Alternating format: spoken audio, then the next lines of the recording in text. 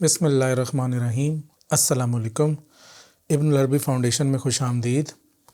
آج کی ہماری ویڈیو اپنی نئی کتاب الاسراء کے حوالے سے ہے، چونکہ اس کتاب پہ کام جاری ہے اور یہ اپنی تکمیل کے آخری مراحل میں ہے، تو ہم نے سوچا کہ اس حوالے سے اس کتاب میں سے چند اقتباسات جو ہیں وہ پڑھے جائیں، ان کے اوپر ویڈیو بنائی جائے تاکہ پتہ چلے کہ شیخ نے اس کتاب میں کس اسلوب میں بات کی ہے۔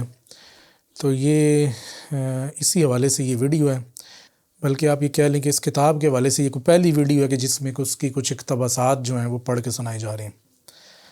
تو شروع کرتے ہیں، کتاب کے مقدمے سے شروع کرتے ہیں۔ شیخ اکبر فرماتے ہیں: اللہ کی تعریف جس نے تاریک رات سے دن نکالا اور ان میں روشن و درخشاں آفتاب اور سیاہ مظلم چاند ڈالا، پھر ان دونوں کو واضح اور مبہم کی دلیل بنایا۔ یہ زبان قدم سے وہ ازلی حمد ہے جو ادراک کو اس انتہائی غایت تک پہنچائے۔ یہ موجودات کے صدور والی الواح پر قلم چلنے کا انتہائی جلال، جمال اور کمال ہے۔ یہ کلمات جود و کرم والے نون کی سیاہی سے لکھے گئے، اور یہ کلمات اس جوڑ توڑ کے وقت عدم میں تمام ادراکات سے عاری تھے۔ پاک ہے وہ ذات جس نے اپنے بندے کو رات کی رات مسجد حرام سے مسجد اقصیٰ اور پھر موقف الاقدم تک کا سفر کروایا، اور اس کی حمد کے تقاضوں کے مطابق اس کا شکر، یعنی کہ میں شکر ادا کروں۔ یہ شکر لام سے شکر ہے، نہ کہ با سے شکر، کہ ایسا شکر ختم ہو جاتا ہے۔ اب یہ تفصیل تو آپ کتاب میں دیکھیں گے کہ لام سے شکر کون سا ہے، با سے شکر کون سا ہے، اور یہ کون سے کلمات ہیں، اور یہ کون سی سیاہی ہے۔ یہ تفصیل تو آپ کتاب میں دیکھیں گے۔ یہاں پر مقصد صرف یہی ہے کہ چند اقتباسات جو ہیں وہ پیش کیے جائیں۔ اس کے بعد فرماتے ہیں: اور درود ہوں مبدع اول یعنی حقیقت محمدیہ پر کہ اس وقت مخلوق میں سے کوئی موجود نہ تھا، پس حق تعالیٰ نے آپ کو اپنے اس قول میں مثل کا نام دیا، فرمایا اور اس کے مثل جیسی کوئی شے نہیں، اور ایسا فرد بنایا جس میں کوئی تقسیم نہیں۔ آپ ہی عالم فرد اور منفرد ہیں۔ پھر آپ کو آئینہ ذات کے سامنے کیا تو نہ آپ ذات میں ضم ہوئے اور نہ ہی اس سے دور رہے۔ سو جب آپ پر اس مثل کی صورت عیاں ہوئی تو آپ اس پر ایمان لائے اور تسلیم کیا۔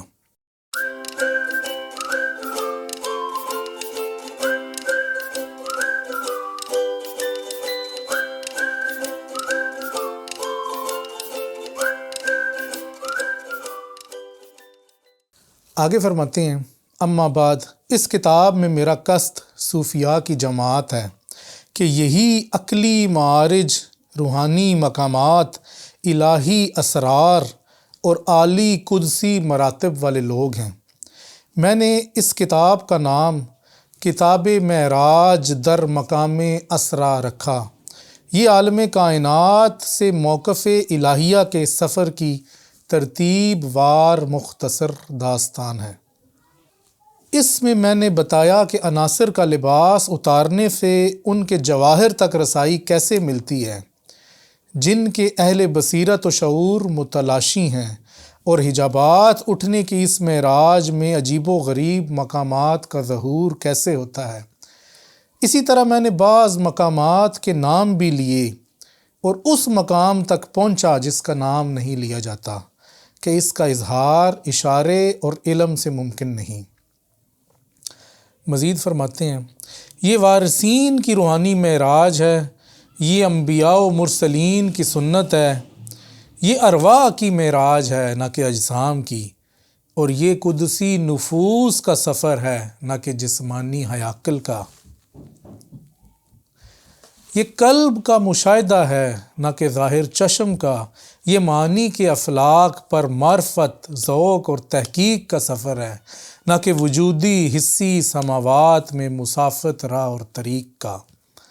پھر اس کتاب کی مزید کچھ وصف بتاتے ہیں: میں نے یہ معاملہ منثور اور منظوم میں بیان کیا، اسے مرموز اور مفہوم کے درمیان رکھا، اس میں ہم قافیہ الفاظ کا استعمال کیا تاکہ یاد کرنے والوں کے لیے آسانی ہو، یعنی کہ عربی زبان میں اگر کوئی اس کو حفظ کرنا چاہے تو آسانی ہو۔ اسی طرح میں نے راہ کی وضاحت اور تحقیق کی تشریح کی، راز صدیق کے بارے میں بتایا اور چند زبانوں میں مناجات کو ترتیب دیا۔ یہ سب اس وقت ہوگا کہ جب میں اس کتاب کو شروع کروں گا، اسی پر میرا بھروسہ ہے اور اسی سے میں ہدایت کا طالب ہوں۔ تو یہ تھا اس کتاب کا ایک مقدمہ۔ اس کے بعد شیخ نے اس کتاب کو شروع کیا ہے۔ ہم کوئی ایک اقتباس مطلب جو انٹرسٹنگ ہو ذرا، کیونکہ مقصد صرف یہ ہے کہ الفاظ پڑھے جائیں اور شیخ کی بات یعنی کہ اس پیرائے کو، اس اسلوب کو سمجھا جائے، سنا جائے، تو کچھ نہ کچھ بیان کرتے ہیں۔ اب اس کے بعد بالکل جو پہلا باب ہے وہ باب سفر قلب ہے۔ تو قلب کا سفر کیسے شروع ہوتا ہے؟ شیخ فرماتے ہیں، سالک کہتا ہے میں شہر اندلس سے نکلا اور جانب قدس چلا۔ اب یہ ذہن میں رہے کہ نہ مراد شہر اندلس وہ اسپین ہے اور نہ ہی قدس سے مراد بیت المقدس ہے، دونوں استعارے ہیں۔ میں نے فرما برداری کو سواری، مجاہدے کو بچھونا اور توکل کو زاد راہ بنایا۔ پھر اس تلاش میں راہ کے بیچ چلا کہ اہل وجود و تحقیق کا پتہ پاؤں، اس امید میں تھا کہ میں بھی ان کے اکابرین میں شامل ہو جاؤں۔ سالک کہتا ہے، سالک سے مراد شیخ خود ہیں۔ سالک کہتا ہے پھر ایک بہتی نہر اور معتدل جھرنے کے پاس میری ملاقات ایک ایسے جوان سے ہوئی جو روحانی ذات، ربانی صفات اور خدائی التفات کا حامل تھا۔ میں نے اس سے کہا اس سے آگے کیا ہے؟ یعنی کہ جہاں پر میں پہنچ گیا ہوں اس سے آگے کیا ہے؟ وہ بولا وہ وجود جس کی کوئی انتہا نہیں۔ میں نے کہا یہ معاملہ کہاں سے شروع ہوا؟ بولا حاجب کی نظر کے سامنے سے۔ میں نے کہا تجھے کس نے باہر نکالا؟ بولا اسی نے جس نے تجھے اندر ڈالا۔ میں نے کہا میں تو کھوئے ہوئے کا متلاشی ہوں۔ بولا اور میں ملنے والے کی طرف بلاتا ہوں۔ میں نے کہا کہاں کا ارادہ ہے؟ جواب آیا جہاں میرا ارادہ نہ ہو، لیکن مجھے 2 مشرقوں کی جانب بھیجا گیا، جہاں 2 ستاروں کا طلوع ہے، جہاں 2 قدموں کی جا ہے، اور جسے ملوں اسے 2 جوتے اتارنے کا حکم دوں۔ اب یہ شیخ جو ہیں ایک رمزی زبان میں بات کر رہے ہیں۔ آگے شیخ فرماتے ہیں میں نے کہا یہ تو معنی کی ارواح ہیں اور مجھے تو خالی برتن دکھائی دیے، ہو سکتا ہے ان کی حقیقت جمع کرنا ہو، جیسے سورہ فاتحہ رب اور بندے کو جمع کرتی ہے۔ بولا تو خود اپنے آفتاب پر حجاب ہے، پس اپنے نفس کی حقیقت پہچان کہ میری بات وہی سمجھ سکتا ہے جو میرا ہم مقام ہو، اور اس مقام تک میرے سوا کسی کی رسائی نہیں، لہٰذا تو میرے اسماء کی حقیقت کیسے جان سکتا ہے؟ ہاں یہ ہو سکتا ہے کہ تجھے میرے مقام تک لایا جائے۔ پھر اس جوان نے ان اشعار سے مجھے حیران کیا۔ تو ابھی یہ اشعار اس کے جو ہیں رمزی اشعار ہیں، فرماتا ہے وہ بولا میں ہی قرآن اور سب المثانی ہوں۔ قرآن تو مشہور ہے، سب المثانی سورہ فاتحہ کو بھی کہتی ہیں کہ جو بار بار ریپیٹ پڑھی جاتی ہیں آیات۔ میں روح کی روح ہوں نہ کہ روح جسمانی ہوں، میرا قلب تو مناجات حق میں مقیم ہے، اور میری زبان تم سے بات کرتی ہے۔ کنکھیوں سے میرے اس جسم کی طرف مت دیکھ، بلکہ ان معانی سے لذت پا جو میں نے تجھے بتائے۔ ذات کے ساغر میں غوطہ زن ہو، تو وہ عجائب دیکھے گا جو آنکھ پر عیاں ہوئے۔ ان اسرار میں سے بعض نے بعض کو دیکھا تو معانی کی ارواح کے حجاب میں مبہم پایا۔ اب جو اشارہ سمجھ گیا اسے چاہیے کہ اسے چھپائے، نہیں تو وہ نیزے کی نوک سے مارا جائے گا، جیسے عشق والا حلاج مارا گیا۔ جب اس پر حقیقت کا سورج اپنی قربت میں ظاہر ہوا تو بولا میں ہی وہ حق ہوں کہ جس کی ذات زمانے کے تغیر سے پاک ہے۔ اب یہ اشعار کے بعد وہ روحانی ذات یا روحانی جوان جو بھی تھا وہ آگے کہتا ہے سو اے صدیق مجھے بتا کہاں کا ارادہ ہے، میں تیری رہنمائی کروں، تو کہاں سے آیا ہے، تجھے کہاں جانا ہے؟ میں نے کہا، اب شیخ کہہ رہی ہیں، انتہائی پست مقام سے آیا ہوں اور شہر رسول کا ارادہ ہے کہ مقام ازہر اور کبریت احمر کی تلاش میں ہوں۔ بولا اے میرے ہم طالب، کیا تو نے میرا یہ قول نہیں سنا؟ تو ہم طالب کہہ کے اس جوان نے یہ اشارہ دیا کہ میں بھی اسی چیز کی طلب میں ہوں۔ پھر مجھ سے پوچھا اس سفر میں تیرا رفیق کون ہے؟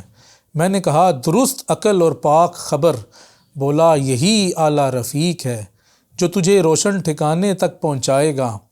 میں نے کہا میں تو ان اصولوں سے انجان ہوں، البتہ وہاں تک پہنچنے کے لیے پریشان ہوں۔ پس میں نے توجہ کو اپنا امام بنایا، طور کی طرف منہ کیا، مجھے آواز آئی، مجھے وہی دیکھ سکتا ہے جس نے میرا کلام سنا۔ اب یہاں پر اشارہ حضرت موسیٰ علیہ السلام کے کوہ طور کا بھی ہے، اور ان کی جو دیدار ان کو ہوا درخت میں آگ میں اس کا بھی ہے۔ پس میں ہوش گوائے گر پڑا، میرا جسم ٹکڑے ٹکڑے ہو کر پھٹ پڑا۔ میں اس وادی میں گرا ہوا تھا کہ میرے جوتے کھو گئے، لیکن سانس چل رہی تھی۔ پس جب میں نے مخلوقات میں سے کسی کو نہ دیکھا تو ایک عین سے انس پایا۔